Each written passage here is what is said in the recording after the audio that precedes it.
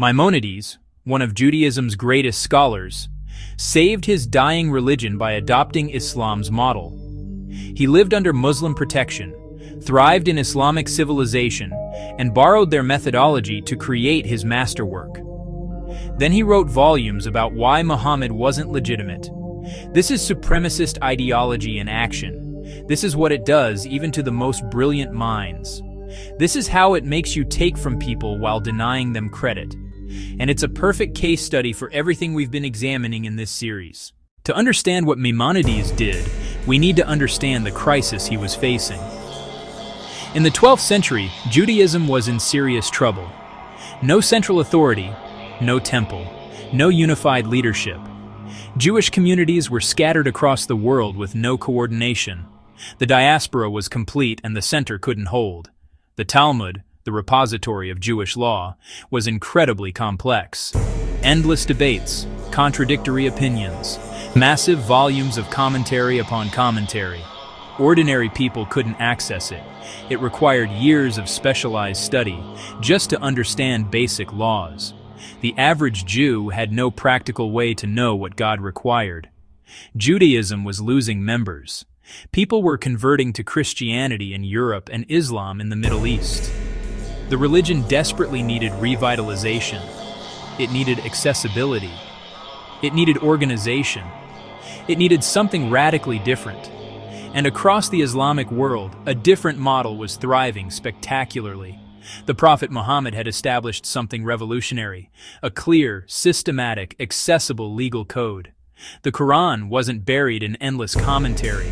It was direct, it was organized, it was understandable to ordinary believers, not just scholars. Islamic law, fiqh, covered every aspect of life: prayer, commerce, family, ethics, governance, all organized systematically by topic, all accessible to ordinary believers, not just elite scholars. Muslims didn't need decades of study to know how to practice their faith. This model was working. Islamic civilization was at its peak. It was a golden age. From Spain to Central Asia, from North Africa to India, millions followed a faith that was both profound and practical. Spiritually deep, yet legally clear. Scholars, scientists, philosophers, physicians, all flourishing under this system. Universities in Baghdad, Cairo, Cordoba, libraries containing the world's knowledge, mathematical advances, medical breakthroughs, philosophical sophistication. The contrast was stark. Islam, organized, accessible, growing, thriving. Judaism, scattered, complex, declining, struggling. One model was clearly working better than the other. And Maimonides lived right in the middle of this Islamic success. He didn't just observe it from afar, he was immersed in it. Moses ben Maimon, known as Maimonides or Rambam, was born in 1138 in Cordoba, Islamic Spain. One of the jewels of Islamic civilization, a city where Muslims, Jews, and Christians coexisted, where learning flourished, where scholars of all faiths studied together. When religious persecution forced his family to flee, where did they go? To other Muslim lands, Morocco, then Egypt, always finding refuge in Islamic civilization. Not Christian Europe, Islamic territories. In Egypt, he didn't just survive, he thrived. Maimonides became the personal physician to Saladin, the great Muslim sultan. Yes, you heard that right. The Jewish scholar served in the court of one of Islam's most famous leaders. The man who recaptured Jerusalem from the Crusaders had a Jewish doctor and advisor. He was protected, honored, given prominence. He wrote his major works in Judeo-Arabic, Arabic written in Hebrew script, showing how deeply embedded he was in Arab Islamic culture. His intellectual framework was shaped by Islamic philosophers, Al-Farabi, Avicenna, Averroes. This wasn't casual exposure.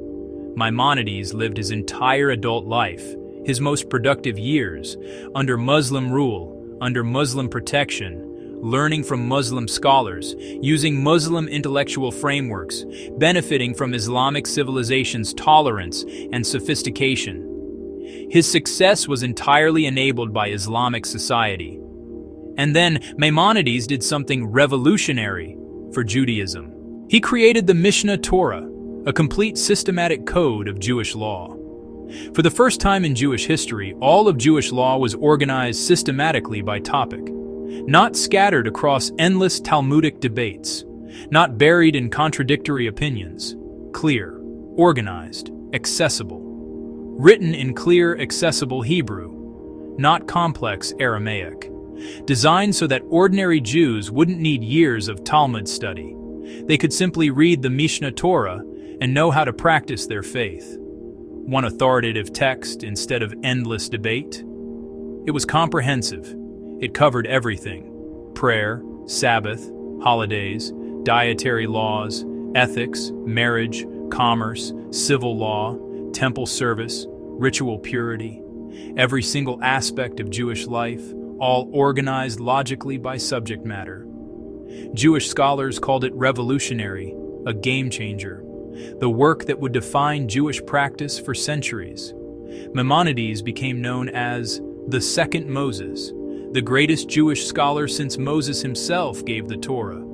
But here's what they don't tell you. This revolutionary structure was virtually identical to how the Quran and Islamic law were already organized. Maimonides didn't invent this approach, he copied it.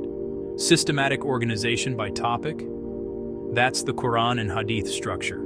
Accessible language for ordinary believers? That's Islam. Comprehensive coverage of all life aspects? That's Islamic fiqh. One authoritative text instead of endless debate? That's Muhammad's model. Making religion accessible to common people, not just elite scholars? That's exactly what Islam achieved. Maimonides took the Islamic methodology, which had been perfected over 5 centuries by that point, and applied it to Jewish law. And it worked. The Mishnah Torah revitalized Jewish practice. It saved Judaism from its organizational crisis. It gave Jews what they desperately needed: clarity, accessibility, systematic law. Using the exact methodology Islam had perfected centuries earlier. So Maimonides lived under Muslim protection. He was saved by Muslim rulers who gave him refuge when Christians persecuted his family. He thrived in Islamic civilization. He used Islamic intellectual methodology. He adopted Islam's organizational structure to save Judaism. You'd think he would be grateful, right? You'd think he would acknowledge the debt, honor the source, recognize that Islamic civilization enabled his success. Instead, he wrote disparagingly about Muslims. In his legal writings, he often classified Islam harshly. He made statements about Muslims that completely contradicted his lived experience of their generosity. When Jews in Yemen wrote to him asking whether they should convert to Islam to escape persecution, notably, not by Muslims but by others, he responded with the Epistle to Yemen, a passionate argument against Islam's prophetic claims, against Muhammad's legitimacy. Now, his concern for Jewish survival is understandable. Communities were facing forced conversion in some regions. People were afraid. He felt responsible as a leader. But here's the problem. He conflated everything. He conflated the Muslim rulers who oppressed some Yemenite Jews with the Muslim rulers who had protected him his entire life. He conflated forced conversion by some with the tolerance shown by others. He conflated political oppression by specific rulers with Islam itself. The Muslims who gave him refuge weren't forcing conversions. Saladin's court was tolerant, otherwise Maimonides wouldn't have been his physician. The Islamic civilization he lived in had protected Jewish communities for centuries, but in his writings, he lumped them all together. All Muslims became a monolith to be opposed. This is ingratitude. This is taking from people their protection, their intellectual frameworks, their successful models, and then denying them credit. It's worse than that. It's eating at someone's table while speaking ill of them when they leave the room.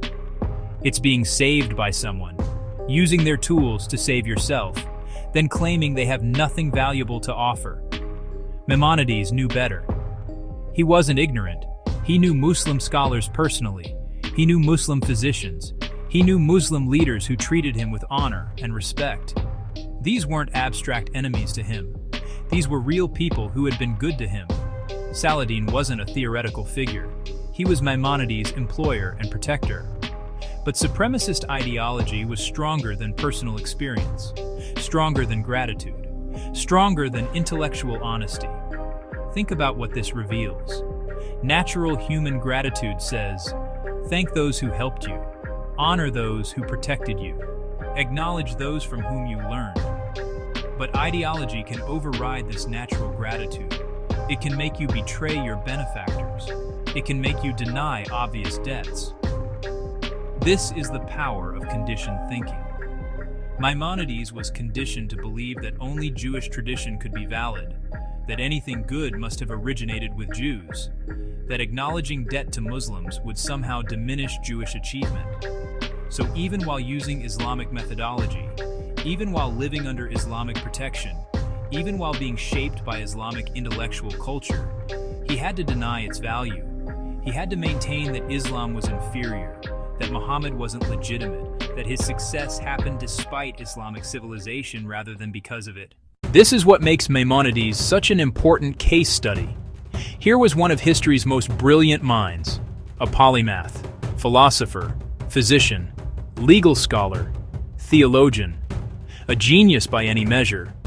And yet, he couldn't bring himself to acknowledge what his own life proved, that the Islamic model worked, that Muhammad's approach to organizing divine law was inspired, that the methodology that saved Judaism came from the prophet he denied. If the approach that saves your religion came from someone else's prophetic movement, maybe, just maybe, that person was onto something real. Maybe God was working through that line too. Maybe the blessing through Ishmael was as real as the blessing through Isaac. But Maimonides couldn't admit this, because it would mean Abraham's blessing through Ishmael was genuine. It would mean the lesser son narrative was false. It would mean God's revelation didn't stop where Jewish tradition wanted it to stop. It would mean Islam's claim to be continuation of Abraham's restoration was valid. So he did what supremacist thinking always does. He took the benefits without the acknowledgement. He used the methodology without crediting the source. He lived under their protection while maintaining their theological inferiority. This is the power of conditioned ideology. It can override gratitude, something humans are naturally wired for. It can override evidence, which his own success provided. It can override basic moral consistency, which his character otherwise demonstrated. Maimonides proves that supremacist ideology can capture anyone, even the brilliant, even the moral, even those who should know better because they've personally experienced the goodness of the other. And this connects directly to everything we've been examining in this series. The same pattern. The scribes took blessings from Ismael and transferred them to Isaac. Maimonides took methodology from Islam and credited it to his own innovation. The scribes lived under God's promise to bless both Abraham's sons, but denied Ismael's legitimacy. Maimonides lived under Islamic civilization's protection, but denied Islamic legitimacy. The scribes used the 12+12 structure, but hid its significance. Maimonides used Islamic organization, but hid its source. In both cases, take what works, deny where it came from, maintain supremacy despite evidence, override gratitude with ideology. This is how supremacist thinking operates. It can't acknowledge that the other has something valuable. It can't admit that blessing flows through lines other than your own. It can't recognize that God might work through people you've been taught to see as lesser. So it takes, denies, and rewrites. Again and again. Whether it's ancient scribes or medieval scholars, the methodology is the same, the ideology is the same, and the evidence of the theft is always there for those willing to see it. So what's the takeaway? If this is what supremacist thinking did to one of history's greatest minds, what is it doing to us? Are we taking from others while denying them credit? Are we benefiting from people's goodness while maintaining their inferiority? Are we so captured by in-group loyalty that we can't acknowledge when the other got something right? Maimonides had everything he needed to be a bridge builder. He lived in both worlds. He knew both peoples. He used both traditions. He could have been the greatest example of how Abraham's children can honor each other while maintaining distinct identities. Instead, he became an example of how ideology can make us betray our own hearts, how conditioning can override natural human gratitude, how supremacy poisons even the most brilliant minds. The irony is perfect. The man called the second Moses proved that the prophet like Moses had already come from Ishmael's line by adopting his methodology while denying his prophethood. His success proved Muhammad's model worked. He just couldn't admit it. You can't copy someone's homework and then claim they weren't in the class. But supremacist ideology makes people try. Next episode, we'll look at how to read scripture critically when we know scribes have lied, how to find truth when the text has been manipulated. These are our tools for seeing past supremacist ideology ingrained in any sacred tradition.